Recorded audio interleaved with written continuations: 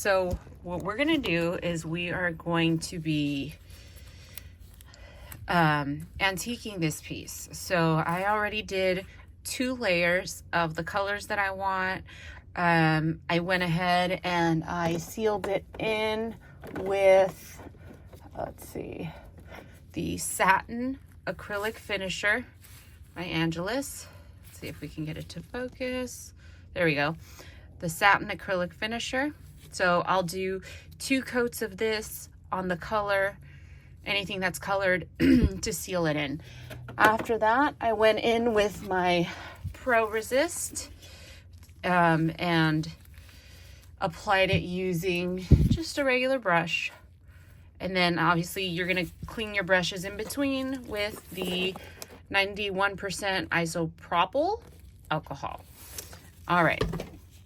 And this actually will run you for like $3 to $4 at Walmart. So that's where I got mine. All right. Brushes, nothing fancy. I use the Angelus set, but you can really use any brush you like. All right, so what are we going to be using to antique? We're going to be using the Antique Brown from Fiebing's medium brown antique finish. Okay, so I actually have a 32 ounce little container, so it lasts me pretty long. I'm pretty conservative with how much I use on my products. But what this is going to do is this is going to get in all the crevices. Now I let this dry overnight, so it's been about 24 hours since I have touched it. So I don't actually have holes in there. This just is like a little guide. I have to punch the holes later just because I don't want the antique in there. All right, so I have a little bit on my finger here, and I'm just going to go ahead and put it in. Now I did do 2 coats of the Pro Resist just so that my white would come out white, because I really like those colors to pop. So I'm going to be mixing it in there, pressing it in, getting in all of the tooling that I did. Once I feel that it's in there nice and good, make sure I didn't miss anything, especially those little details, because all that's what's really going to make your piece pop. So I like to use these mechanics napkins because they're just more heavy duty than your regular like household napkins. So you're gonna wipe that down, wipe it down, really get in there.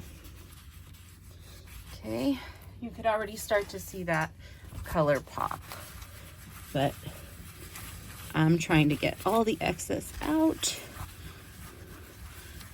and buff that out.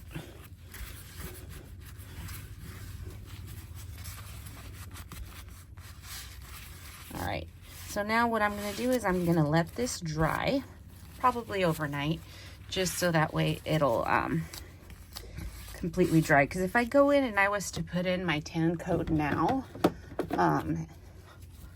this is the tan coat that I use. If I go in and try to put it in now, it's going to smear all of that antique and it's not going to look good at all.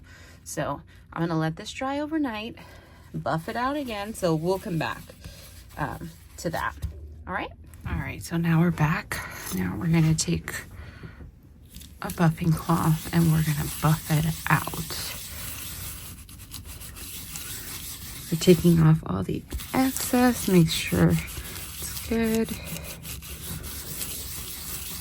Keep buffing, keep buffing.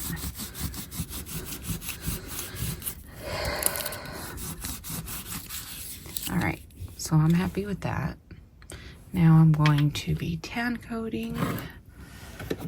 There's my tan coat. So basically, I'm just going to be putting it all over.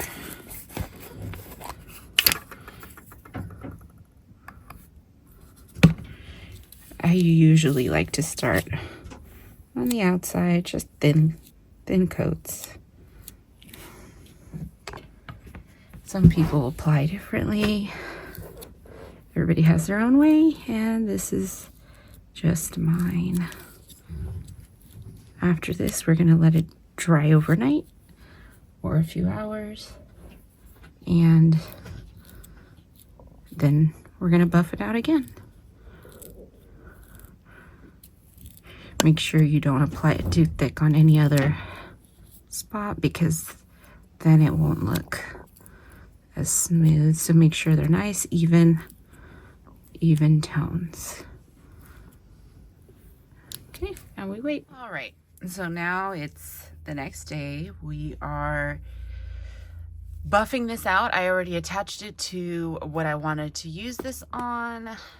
So now I'm going to just buff out the entire piece to give it that shine. I have already added the tan coat, so just buffing now at this point.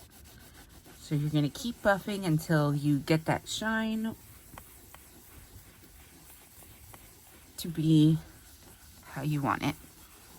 So I'm going to go kind of in circles, left to right, right to left, till you get through the entire piece. I just do firm pressure, nothing crazy. Just nice firm pressure evenly everywhere. Sometimes what happens is that a little bit of that antique pops out, which is fine. Just make sure I get the whole thing. And this is completely dry at this point. Okay. All right. And now my piece is done and ready for packaging. And I used a pattern and patch that I created on my own to create this jewelry box patch. And that's it. Thanks for watching.